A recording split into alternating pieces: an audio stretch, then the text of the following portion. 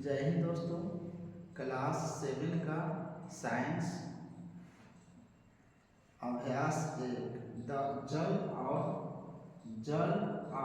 जंगल का MCQ देखिए। यहाँ जीवन की सर्वप्रथम उत्पत्ति किसमें हुई थी? तो सबसे पहले जीवन की उत्पत्ति जल में हुआ था।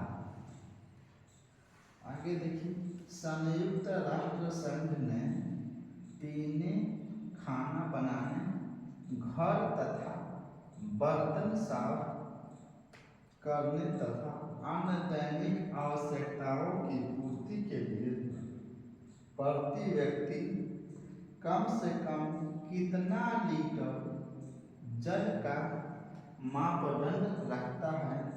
तो आ जाएगा 50 लीटर। आगे देखिए, संयुक्त राष्ट्र संघ ने किस वर्ष अंतरराष्ट्रीय स्वच्छ जल बनाया?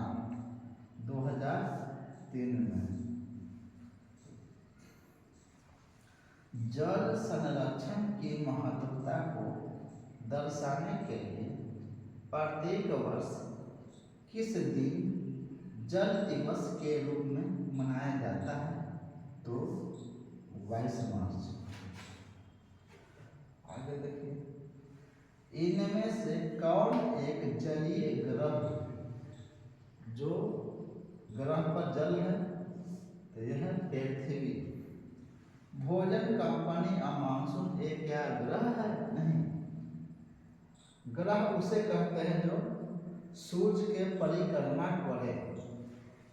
जल की उपलब्धता में कितना प्रतिशत जल समुद्र में खारे जल के रूप में मौजूद है? तो 97%।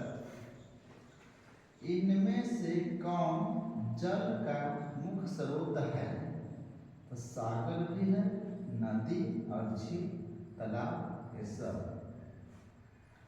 आगरा स्थित ताजमहल के पीले होने का प्रमुख कारण क्या है? तो यहाँ हो जाएगा अम्ल वर्षा जल।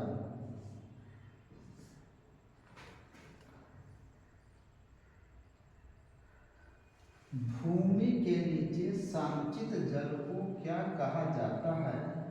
भूमि के नीचे संचित जल को क्या कहा जाता है? तो भूमिगत जल या फिर भौम जल कहते हैं। शेष जल का कितना प्रतिशत भाग उपयोग के दौरान बर्बाद हो जाता है?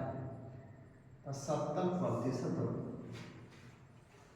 वर्षा जल का संग्रह कर स्थानीय आवश्यकताओं की पूर्ति के लिए उनका उपयोग किया जाना क्या कहलाता है?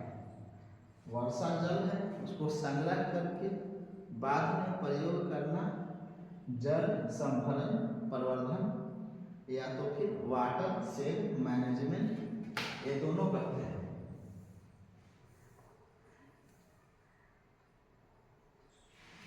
यहाँ पर हो जाएगा दोनों।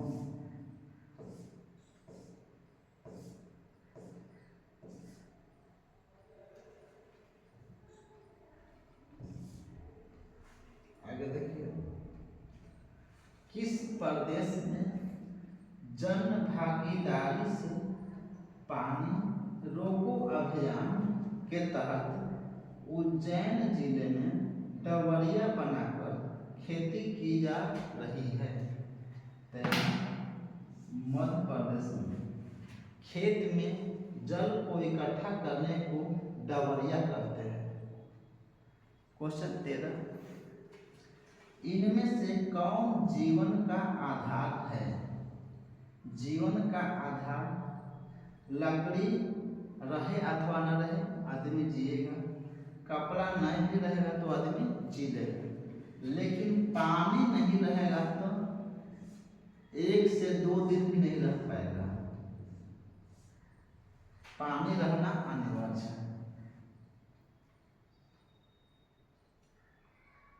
पृथ्वी से वायुमंडल तथा वायुमंडल से पृथ्वी पर जल के चक्रीय आवागमन को क्या कहलाता है? तो जल चक्रण।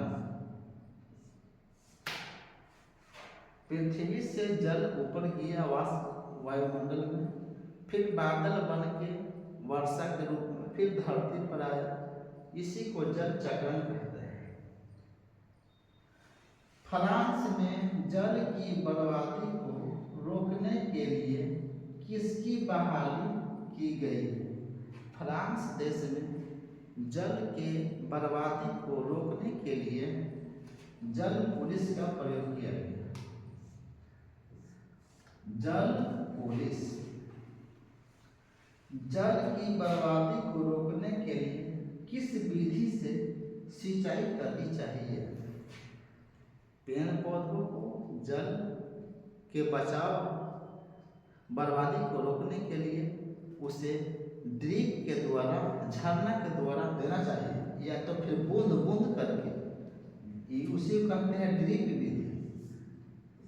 ड्रिप विधि कहते हैं बूंद बूंद करके गिराना।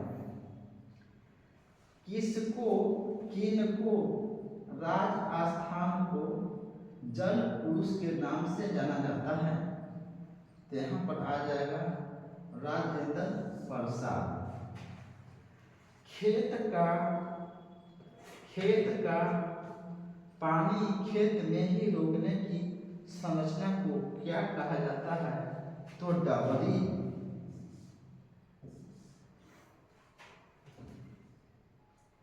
जलीय ग्रह किसे कहा जाता है? तो जलीय ग्रह पृथ्वी को कहा जाता है। पृथ्वी को कहा जाता है। जल की कमी के लिए उत्तरदायी नहीं है। जल की कमी के लिए कौन उत्तरदायी नहीं? अत्यधिक वर्षा जल होगा तो जल की कमी होगा कहाँ? तो ये उत्तरदायी नहीं है।